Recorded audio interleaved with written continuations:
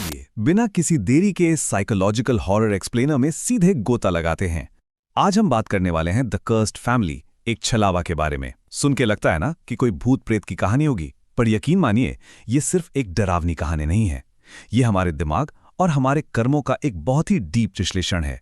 इस कथासार के जरिए हम आदित्य नाम के एक शख्स की कहानी को डिकोड करेंगे। शुरुआत में तो ये एक आम सुपरनैचुरल घटना जैसी लगती है, बिल्कुल किसी हॉन्टिंग की तरह, लेकिन इसका अंत वो हमारे सोचने के तरीके को पूरी तरह से पलट कर रख देगा। अब यहां सबसे दिलचस्प बात क्या है पता है? शुरुआत में ही एक बड़ा सवाल खड़ा कर दिया जाता है। क्या जो हम देखते हैं वही सच होता है? जैसे जैसे हम आदित्य के खौफनाक अनुभवों से गुजरेंगे, ये सवाल बार बार उठेगा, और ये हमें याद दिलाता है कि कई बार हमारा अपना दिमाग हमारे ही खिलाफ एक ऐसी दुनिया गढ़ लेता है जिसका असलियत से दूर दूर तक कोई लेना देना नहीं होता। तो आइए देखते हैं कि ये भ्रम आदित्य की जिंदगी में आखिर शुरू कैसे होता है। भाग 1, एक डरावना सपना। यहां से इस भयानक बुरे सपने की शुरुआत होती है। खैर, आदित्य एक बहुत ही भयानक सपना देखकर उठता है, अपने ही बड़े भाई के अंतिम संस्कार का सपना। वो चीखता हुआ उठता है और उसकी होने वाली पत्नी अमीशा उसे शांत करती है। यहां ध्यान देने वाली बात यह है कि आदित्य शुरुआत में एकदम परफेक्ट जेंटलमैन लगता है। जब उसे अमीशा के परिवार की तरफ से 1.5 करोड़, जी हां 1.5 करोड़ का भारी भरकम दहेज ऑफर किया जाता है, तो वो बिल्कुल सीधे उस सूटकेस को वापस खिसका देता है। वो कहता है कि उसे सिर्फ अमीशा से मतलब है। पिछले 11 साल से वो उससे प्यार करता है, और अगर वो अपाहिज भी होती ना, तब भी वो उसी से शादी करता। ये पूरा सीन जानबूझकर बनाया गया है ताकि हमें पूरा यकीन हो जाए कि आदित्य एक बेहद सच्चा, निस्वार्थ और समर्पित इंसान है। भाग 2, साधु का श्राप।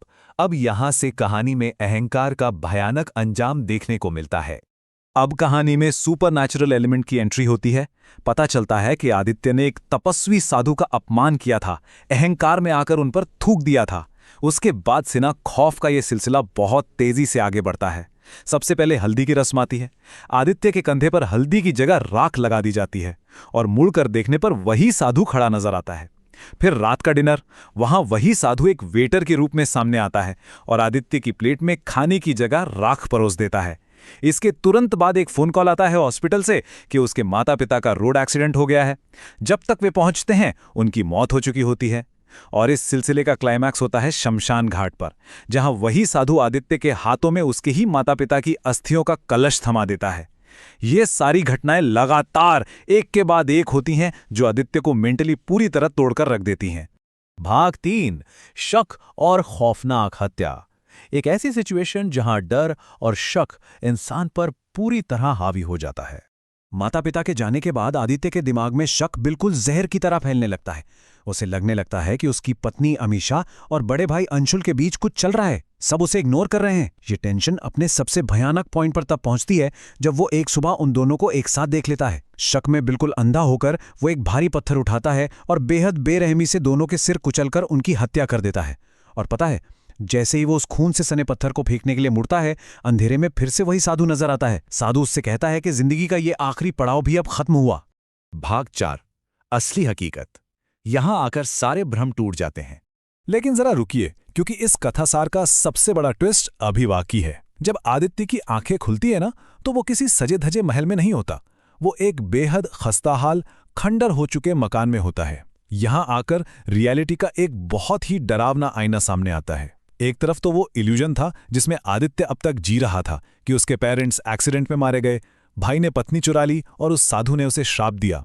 लेकिन दूसरी तरफ कड़ी हकीकत कुछ और ही थी। शादी से एक रात पहले आदित्य ने खुद अपने माता पिता को घर से निकाल दिया था, जिसकी वजह से फुटपाथ पर सोते हुए एक गाड़ी ने उन्हें कुचल दिया। उसके अपनी ही साली के साथ अवैध संबंध थे, जिससे उसकी पत्नी अपना मानसिक संतुलन खो बैठी और 1 साल बाद मर गई।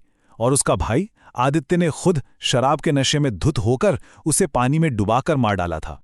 साधु के एक डायलॉग से इस पूरी स्थिति की गंभीरता बिल्कुल क्लियर हो जाती है।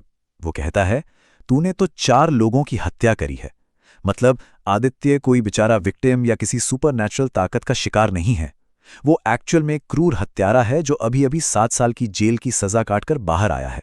उस साधु की तपस्या भंग करने के बाद उसके दिमाग ने जो कुछ भी हैलुसिनेट किया, वो सिर्फ और सिर्फ उसके खुद के किए गए गुनाहों का एक विजुअल रिप्ले था। असलियत में कोई भूत या साया था ही नहीं, ये उसका अपना अपराध बोध, उसका अपना गिल्ट था जो इतने बड़े छलावे का रूप ले चुका था। भाग 5 कर्मों का भयानक फल। इस कहानी का आखिरी और सबसे बड़ा सबक। इस भयानक सच का बोझ आदित्य बर्दाश्त नहीं कर पाता। वो अपने शुरुआत से लेकर अंत तक के सारे गुनाह पन्नों पर लिखता है, उन्हें एक लिफाफे में बंद करके अपने दोस्त रोहन के घर के दरवाजे के नीचे से खिसका देता है और वहां से हमेशा के लिए गायब हो जाता है। खैर, इस एक्सप्लेनर के अंत में हमें कुछ बेहद गहरे दार्शनिक विचार मिलते हैं, जैसे रिश्तों को लेकर किया गया अहंकार बिल्कुल बेवकूफ़ी है, क्योंकि हम नहीं जानते कि कल कौन हमारे साथ रहेगा। हमारे बुरे कर्म हमेशा अंदर ही अंदर खोखला कर देते हैं, और लालच हमेशा इंसान को उसके खुद के विनाश की ओर ही ले जाता है। सबसे ज़रूरी बात जो यहाँ से निकल कर आती है वो ये कि अक्सर लोग अपनों की कद्र तब तक नहीं करते जब तक बहुत देर नहीं हो जाती। इस विश्लेषण को खत्म करने से पहले एक बहुत ही गहरा सवाल हमारे सामने आता है। देखिए, हम सभी खुद को अपनी अपनी कहानियों का हीरो मानते हैं, राइट? लेकिन अगर हम थोड़ा ठहर कर अपने पिछले 10 सालों को पलट कर देखें, तो क्या हमने कुछ ऐसा नहीं किया जिस पर आज हमें थोड़ी शर्म आती हो?